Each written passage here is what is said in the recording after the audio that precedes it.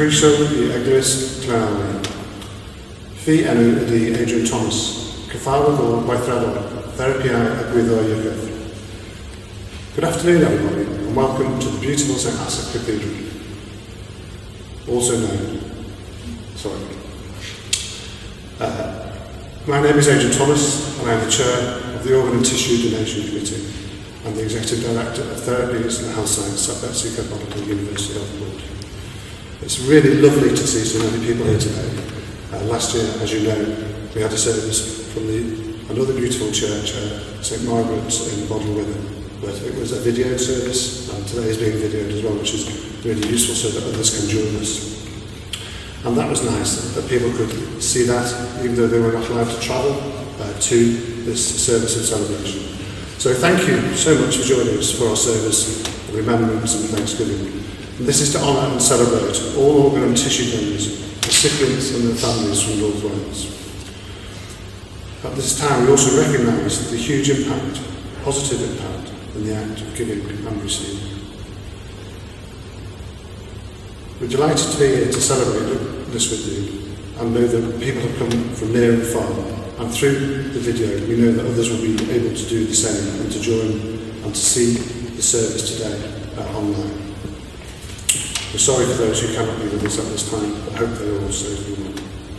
It has been another extraordinary year due to the pandemic, and I would like to thank all key workers, especially those in all healthcare staff. Many colleagues and friends have been so committed and courageous, caring for us and our nearest and dearest in our time of greatest need and when we have been at our most vulnerable. They've all been amazing, fantastic. There are so many adjectives we could use to describe. Before we start today, I would like to say thank you to some very important people and teams. I'd like to give thanks to both the specialist nurses in organ donation who are here this afternoon and the clinical leads who lead and promote organ and tissue donation in our hospitals and schools and other places all year. Their hard work has continued throughout the year.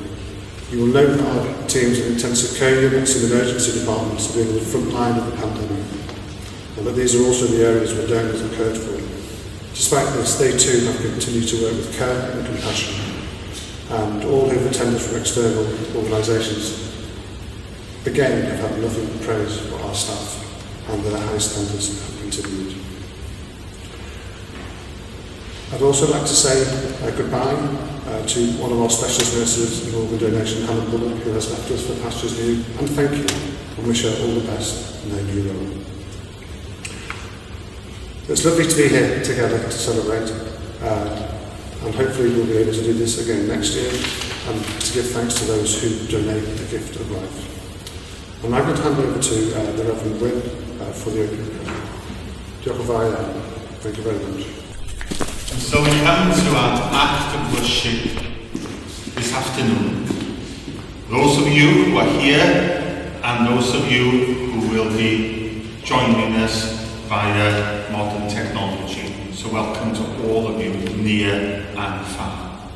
As we come together in the spirit of remembrance, remembering those who have gone before us, but who have made through kindness them and their family the sacrifice which has given life to others.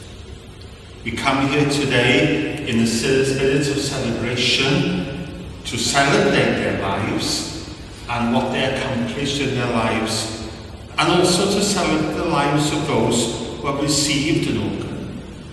And we're celebrating the fact that they can walk and are walking into their future. Some of you who are here today, those of you who are watching from home, and those of you who are quietly remembering wherever you may be.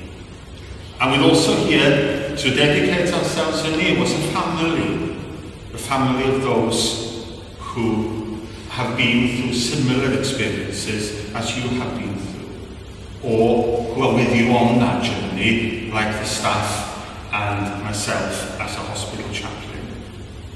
And so therefore, in that spirit of remembrance, in that spirit of celebration, and that spirit of dedicating our future to walk into that future that has been given to us, we pray for God's blessing.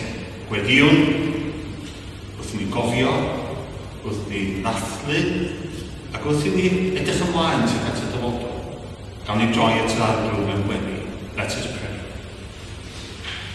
O God, for as much as without you we're not able to please you, mercifully grant that your Holy Spirit may guide us during this our act of worship, remembrance, celebration and dedication. Fill us with your Spirit. Ryw gan allan heb o ti rhwng i bod i ti, o degarau'r cardatad fod ein lan ysbryd, gyfarwyddo a lliwio ein calwna. Trwy Iesu Grist ein harglwydd. Amen. And so, in this beautiful place of worship, we turn to God in worship as we sing together the words of the first hymn on your leaflet, Praise my soul, the King of heaven.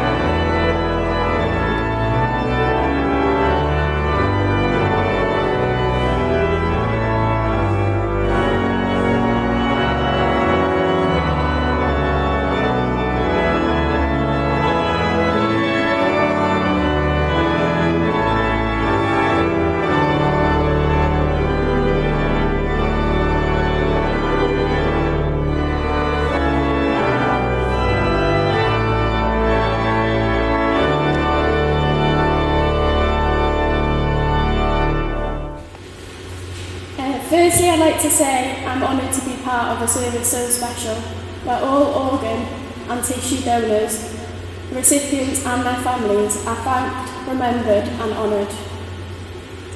Organ and tissue donation has become part of my life in more ways than one.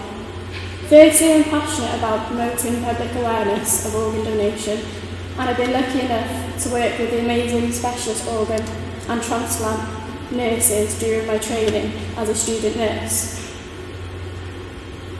But today I'm here to share how organ donation has been a part of mine and my family's life on a more personal level, and to share my mum's story with you all. My mum, who was 50 years old at the time, was living with an autoimmune disease called PBC, which is primary biliary cholangitis, which is a condition that affects your liver. Bile acids leak from the bile ducts, damaging surrounding liver cells, which causes scarring to the liver. She'd been living with the condition for about 7 years, as PBC can be usually managed with lifelong medication. But unfortunately, my mum's condition became progressively worse, and due to this, a liver transplant was recommended before the damage to the liver had taken place. My mum was finally registered onto the transplant list, and it was just a waiting game. There seemed to be a light at the end of the tunnel, and everything was looking up. A transplant would mean she would finally get her quality of life back and a brighter, healthier future with her family and friends, which is what she deserved, as her perseverance throughout her illness was incredible. Unfortunately, this all completely fell apart just 1 week after being put on the transplant list, and all our hope was crushed. She was rushed into hospital where we found out that she was suffering from sepsis, and within hours, our worst nightmare had happened, and we had lost her. It was such a huge shock to us all, and everything was looking so hopeful, and we never thought of losing her, especially so soon. Due to her sepsis, unfortunately, she could not donate her organs. However, we had a phone call about her potentially donating her corneas. I'm not going to lie, even though we as a family knew her wishes, when you're in that moment it does feel very difficult. But we reminded ourselves it would be her wish, and also before this we were hoping someone would be so selfless and donate to her. My mum was an amazing woman, and losing her will never stop hurting. But we as a family do get comfort, knowing that although a donor could not sadly save her, she has allowed love to live on in the lives of those people she has helped through donation. She was always helping others, so when we received a letter from a recipient of her donation and heard how much the transplant had transformed their quality of life, it was a huge comfort. And finally, I'd like to take a minute to say, as I'm sure you all know, organ donation is so important. It is a gift that anyone can give. It has no cost, but is tremendously powerful. You could give someone another birthday, anniversary, hug, laugh, or like my mum, the gift of sight. It is so important that we encourage everyone to talk about organ donation, and they share their wishes with their loved ones so that lives can be saved. I personally think that the gift of organ donation is the greatest gift of all, and none of us will live forever, but maybe we will get the chance to help another life live a little longer. O Lord, my heart is not lifted up, my eyes are not raised too high. I do not occupy myself with things too great and too marvellous for me, but I have calmed and quietened my soul, like a weaned child with its mother. My soul is like the weaned child that is with me. O Israel, hope is the Lord from this time on and forevermore. Before the service today, I had a number of messages from Claudia and the Moelwyn, who are traditionally have been with us since the beginning. But unfortunately, due to the COVID pandemic, they haven't been meeting in order to rehearse, so therefore they couldn't be with us today. But they send their love, and they want you to know that you're very much in their prayers. But that doesn't mean that we haven't got beautiful music to soothe the soul, to guide our deliberations today.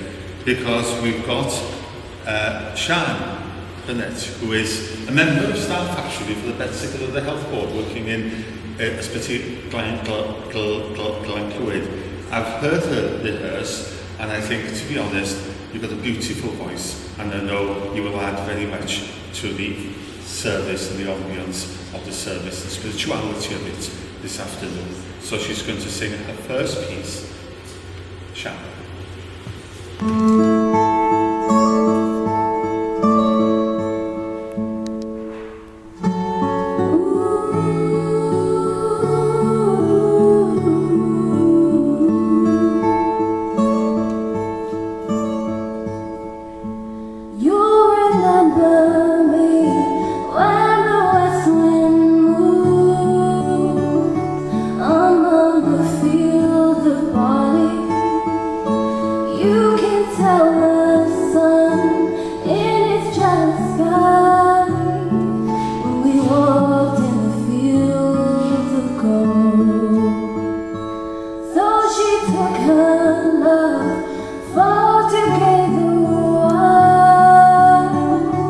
Among the fields of barley,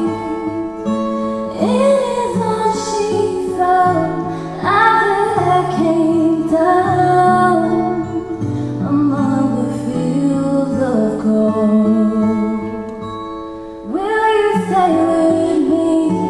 Will you be my love? Among the fields of barley, you can tell the sun in his jealous sky when we walked in the fields of gold. I never made promises lightly, and there have been some that I've broken, but I swear in all the days till then, we'll walk in the fields of gold. We'll walk in the fields of gold.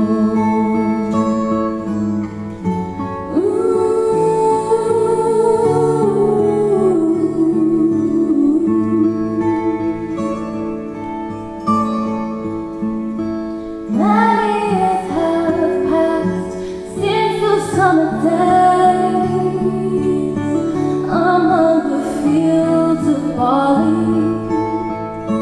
See the children run as the sun goes down, as you lie in the fields of gold. You'll remember me when the west wind moves among the fields of barley. You can tell the sun in his jealous sky when we walked in the fields of gold. When we walked in the fields of gold. When we walked in the fields of gold.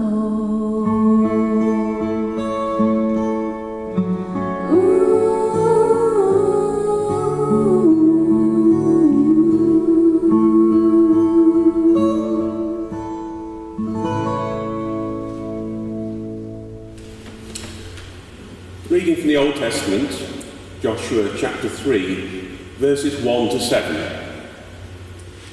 Early in the morning, Joshua and all the Israelites set out from Shittim and went to the Jordan, where they camped before crossing over.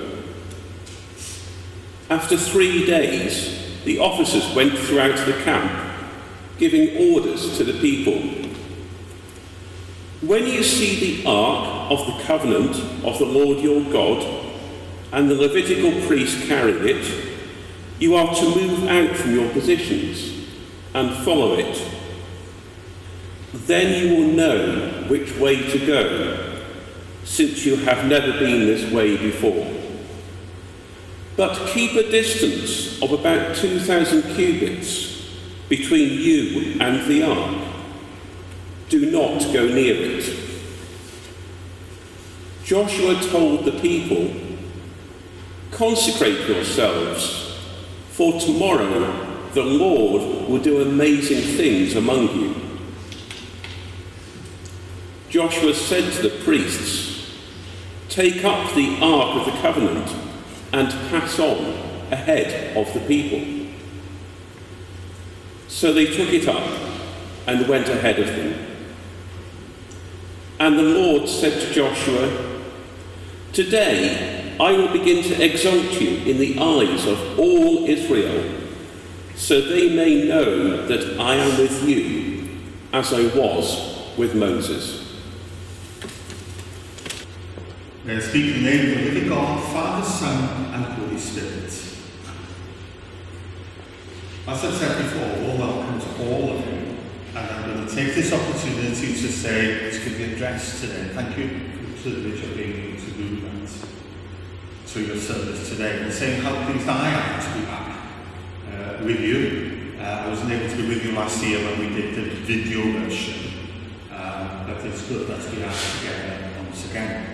Now, I actually quite enjoy reading the Old Testament. It's quite an interesting book, because it's sometimes quite more interesting than the New Testament, because the stories are really good about it, and I enjoy reading them. And one of the best stories I love is the one we've just heard from David earlier on, which is that time, thousands of years ago, when the people of Israel were ready to go into the Promised Land. Now, take you back a few years so you get the historical perspective, right? I feel like Jon Snow telling you, taking you back.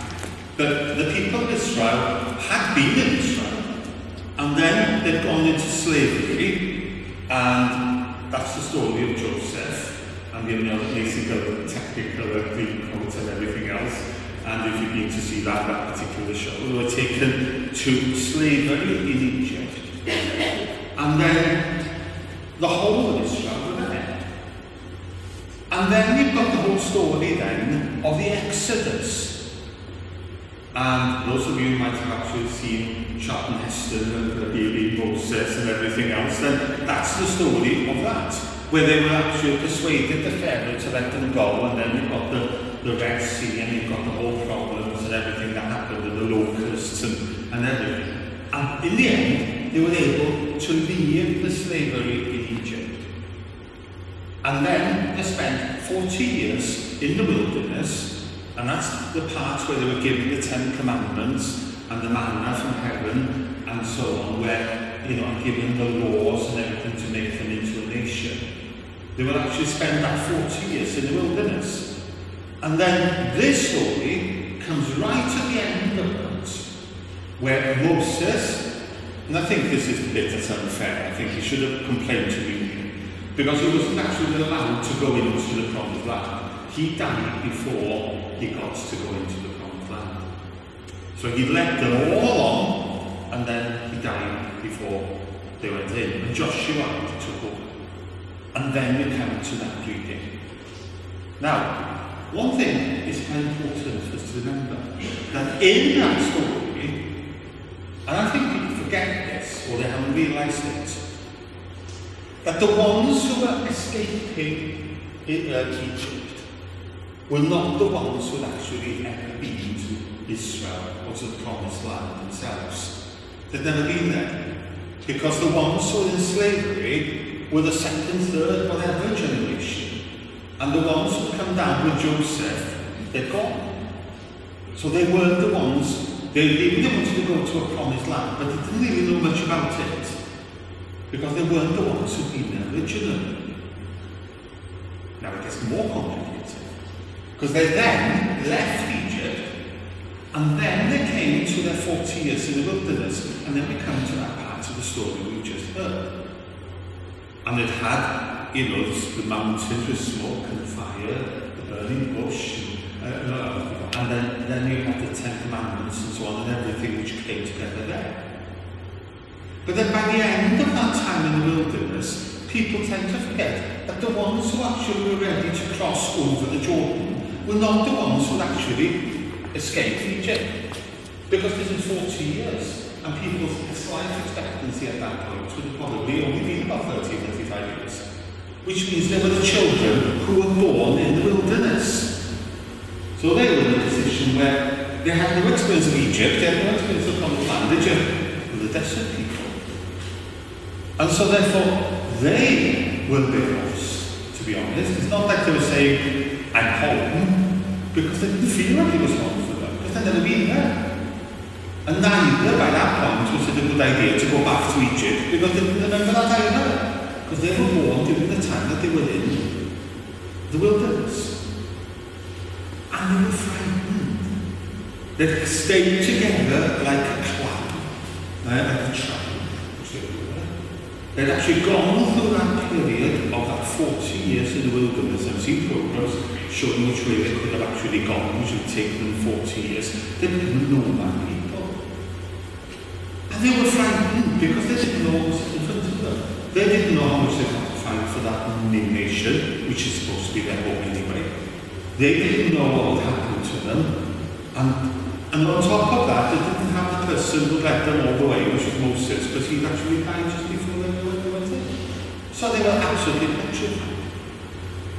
And then that reading comes just after they'd had a good wage, because they'd actually realised themselves, we're frightened, we don't want to go forward.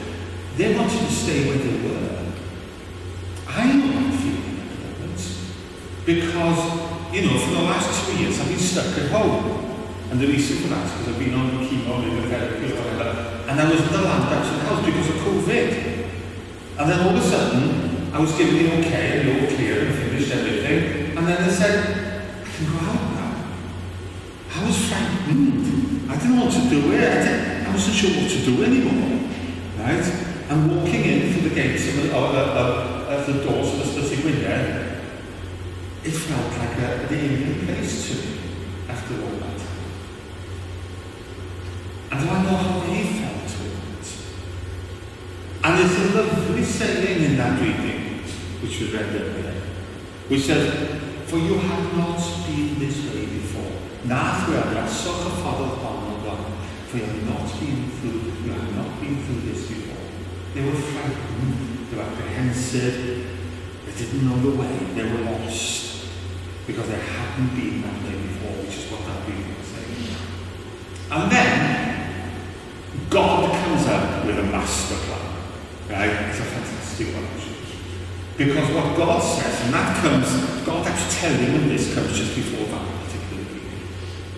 Because God then calls them together, and calls Joshua and says, right, he said, a little plan. He said, because God said to himself, I'm not going to leave you to go by yourself. I'm not going to disappear back and check them out all out to Egypt again.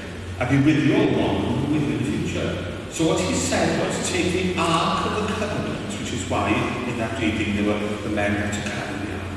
And the Ark of the Covenant, another film coming now, Indiana Jones, right? If you've seen that, it's the Ark of the Covenant, it's the box which actually the 10 Commandments were kept in, right? Which was the holiest thing for the Jewish nation. It still is today, in a sense, the concept of it, right?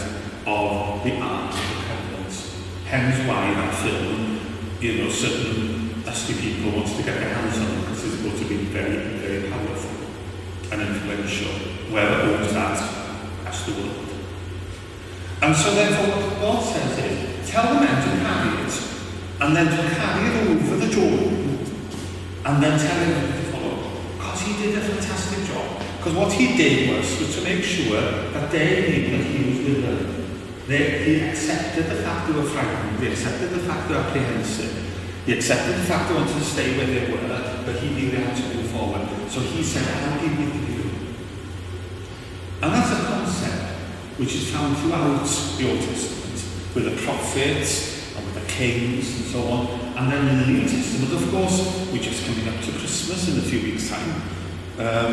You think it was now for the actors and television, but, you know, we really are in Christmas. And it's about the feast of the Emmanuel, God with us. And that is the whole concept idea of what Jesus says, was God coming to be with us, to walk with us. Emmanuel, God with us, that's what that name means.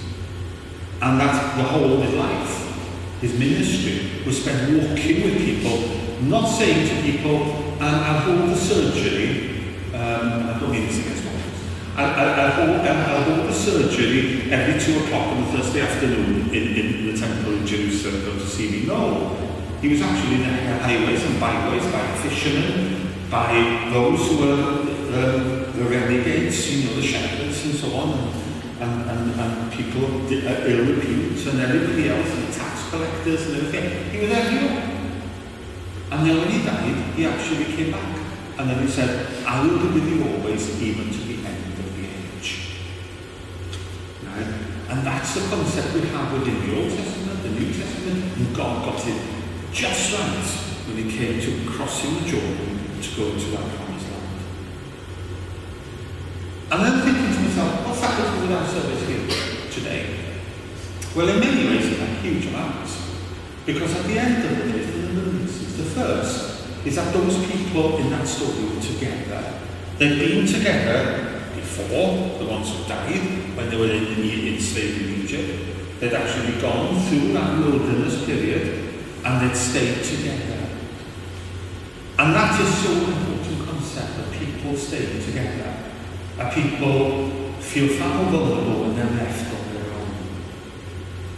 And what this service does, and the organisation and the team of people who keep a watchful eye on those who've gone through the journeys that you have gone through. Recognise that need to keep a family together, to keep people united. That is why there's so many societies which we as the Bethlehem world are trying to help as much as possible. Last week, I was leading a service in Bangor Cathedral for those who lost children, particularly babies. And that was the SAND service. And the whole purpose of SANDS, the Stillbirth and Neonatal Death Society, is actually to keep people together and not to let people just, if they want to be alone, of course they can. But there is a family around those who've been through similar experiences. And this is why this is so important. That's why Moses, in the wilderness, was desperately trying to find ways of keeping everyone together, because he knew that was key, getting them all to the end of that journey together. And that is so important, that we try and do that. And that's why we are all here today. It's a pivotal point, if you like, where we gather people once a year who've been through similar experiences and who've lost loved ones, who've died, but who have actually been able to sacrifice for another reason, for another cause, to give back to others. And that's the second point I wanted to say. Because the other thing that we've got in this service as well, I thought that story we heard, was that because of what I said about the fact that the ones who were ready to go over were not the ones who actually started the journey, right? And definitely not the ones who were in Egypt, right? Who escaped the mission. That those are the ones who actually took the heavy way. Those are the ones who actually died along the way. Those are the ones who were attacked by the Egyptians when they tried to escape and died. Those are the ones who died along that grueling journey of 40 years. But without their sacrifice, that young lot that were able to go into the land wouldn't have been able to go in, and wouldn't have been able to cross into their promised land. And I think that reminds me of what we're here for today. It's a thank God for those, your family members, those who are on pictures, many of them, are actually, some of them are on the little board that we've got by the altar today. And those who, everyone at the candle will be lit for a little bit later within our service. Those are the ones, right, who were on the journey of life, who lost that journey of life and died, but through their sacrifice and the generosity of you as families, were able to actually make sure that other people could walk into the promised land of their future. Because they are going into the future, knowing that that is because somebody else has given their life up, and the family has given the ultimate, if you like, of actually saying, yes, an organ can be used in order to be able to give a life for another, for them to come to their future. And that's why the Jewish people, even today, because I've done it, when I was in theological college, my lecturer, but my lecturer, my teacher was Baroness Neuberger, right? Julia Neuberger, she was a very good friend. And she was my tutor at the University College. And she taught me Jewish studies. And then taking me down to London and being a like group at the time for a celebration, a Jewish celebration of the Passover, and that story. And for them, it was important for them to remember those from the past who has made the present livable and has made the future obtainable. And so at that point, that they knew their promised land was there to cross it. And so therefore that's a very important concept of this service, where we're here to thank God and to remember to light a candle for those who are no longer with us, but there are those who are with us because of them. And I think that's why, in many ways, this time of year, the Remembrance Tide, is actually the best time of the year that's a good service. And so therefore, and then finally, all of us in life, it's about us being frightened of the future. I've said that for myself. When I came out of my forced, sort of imprisonment at home, and having to think for the first time about having to go back into the Republic of Romania. And for many of you who've actually gone through horrific experiences in life of losing a loved one, then it's at that time that you cannot go forward. In Welsh, we've got a name called the funeral service, which is called Credbron, isn't it? And it's about Hebron. It means the journey. It means actually supporting those to move on in their lives into the future. Not forgetting, but move on. And to inherit that future which is there waiting for each of the ones. And we all know, just like that reading says, for we have not been through this way before. That's definitely so. We're standing here with all of you sitting there with masks on. We haven't been through this way before.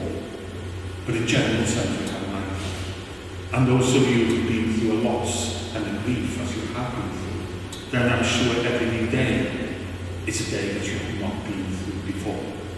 And so therefore, what is important is that we have the support of each other as a group, as a staff who are here to support you, that we have the God who made us, loved us, who's there in order to support and to lead us on that journey, and that we keep our eyes fixed firmly on the promised land of our future, whilst thanking God for those who've given us the gift of life, for us to be able to even dare to cross the Jordan. May God bless us.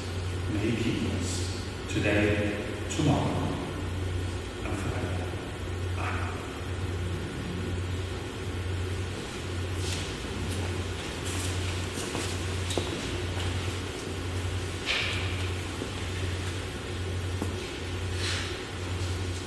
In a moment, we're going to have our prayers.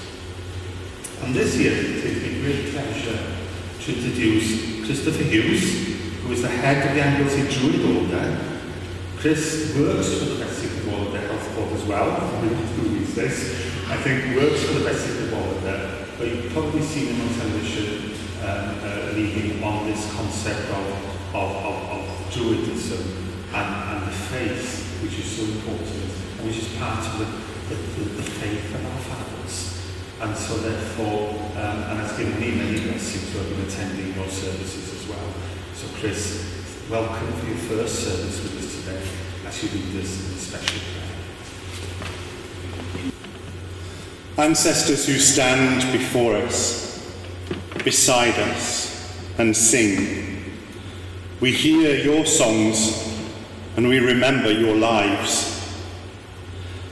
Ancestors who gave so that we may live, we honour you and we give you thanks.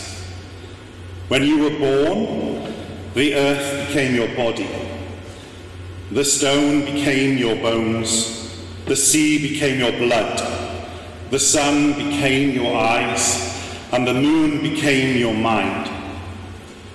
The wind became your breath. And when you passed to the other world, your breath became the wind, your mind became the moon, your eye became the sun, your blood became the sea, your bones became the stone, and your body became the earth. And the circle was complete.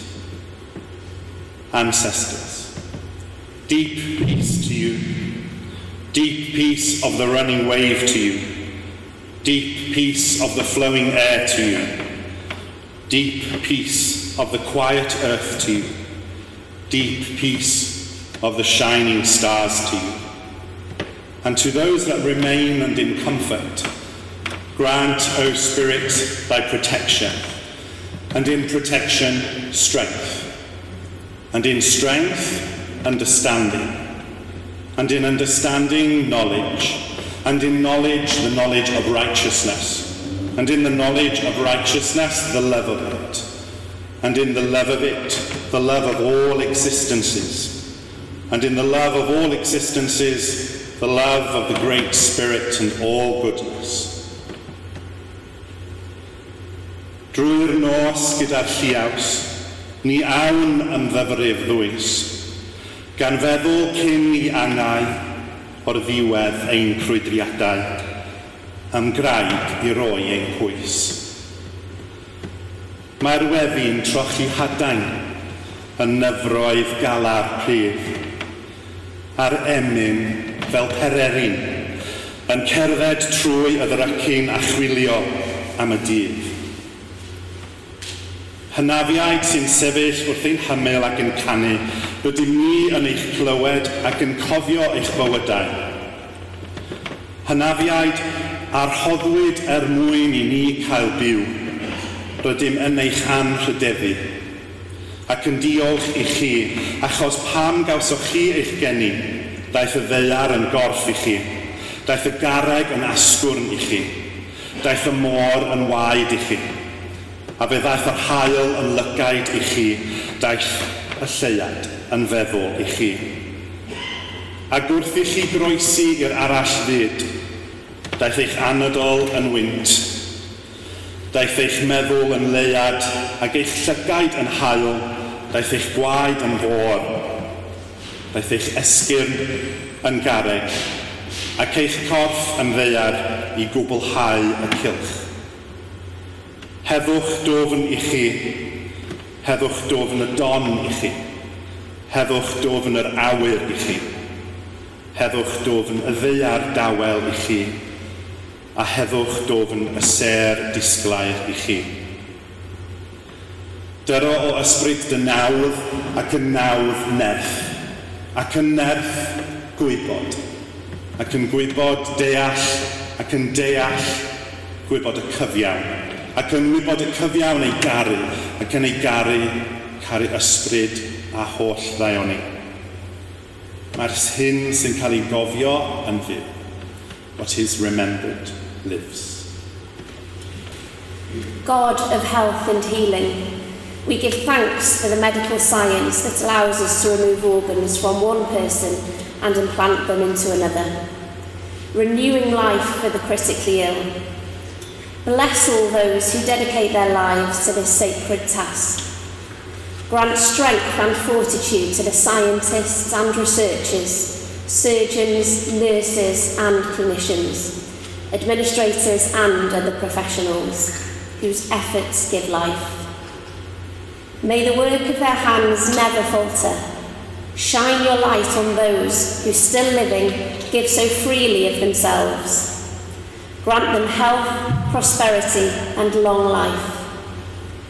Remember those who give of themselves in death, providing vital organs to those on the edge of life. May this final act of charity and love be a testimony to their lives. Grant their families comfort, consolation and peace. Blessed are you, God of miracles, who heals, blesses and sustains life. And a little welcome as well to Katie Sutherland, who is the coroner, Manchester's coroner, and it's a great pleasure to have you here for the first time with us, and God bless you and your work as well, because very much you're involved at that point where people are the most vulnerable with everything that has happened to them. And so as I said, we are here today to remember, to celebrate and to dedicate. So I now invite you to come forward in order to light the candles, many of those whom you wish to remember today. To remember them, to celebrate their lives which they had.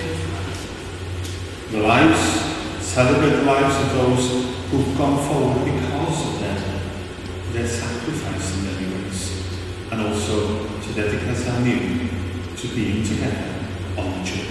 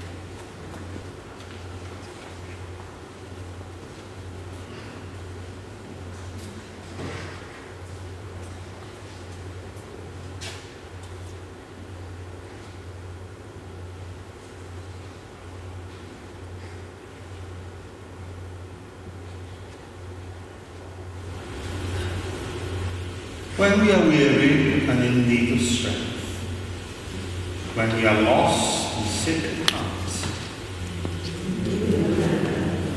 when we have a joy to crave, to share, when we have decisions that are difficult to make, at the blowing of the wind and the chill winter, at the opening of buds and in the rebirth of spring, at the blueness of the skies and in the warmth of summer, at the rustling of the leaves and in the beauty of autumn, at the rising of the sun and at its setting. As long as we live, they too, for they are now a part of us.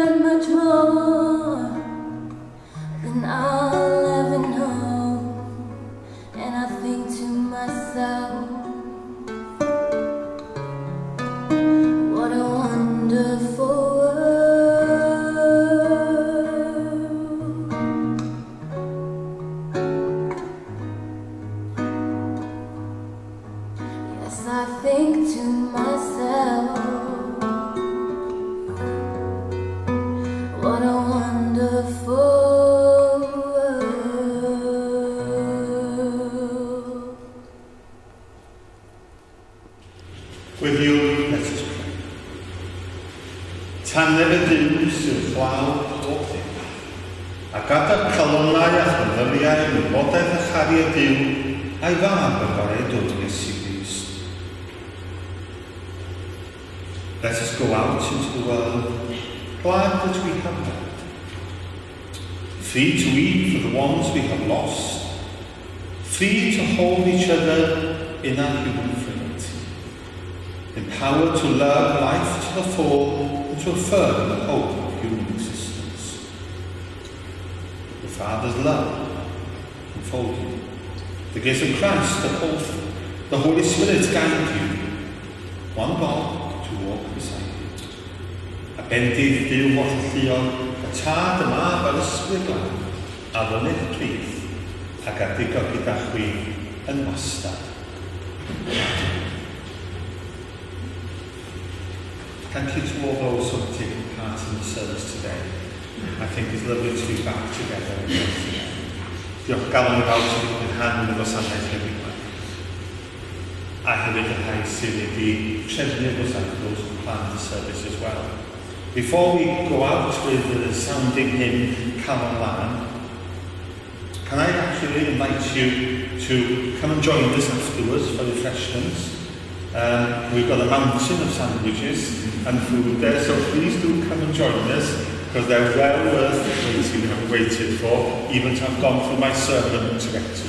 So therefore, please do so and come and join us. And talking of mountains as well, congratulations to all those who made it up the mountain when we had our walk together up the mountain. I only sang at the bottom for you. But next year I will not join you. And if you add some more details about when we're planning to go up this year, I know that, or next year rather, the date has been set. Just have a word with one of the staff here and they will tell you when that is. And next year we hope to have a train as well. So therefore if we do make it to the top, we can all be together. Right? So therefore, gan walk in and let us be together as we sing together, living bod in fawr moethus, air y byd na'r berlau man. Gofyn wyn o'n galw hapus, calon onest, calon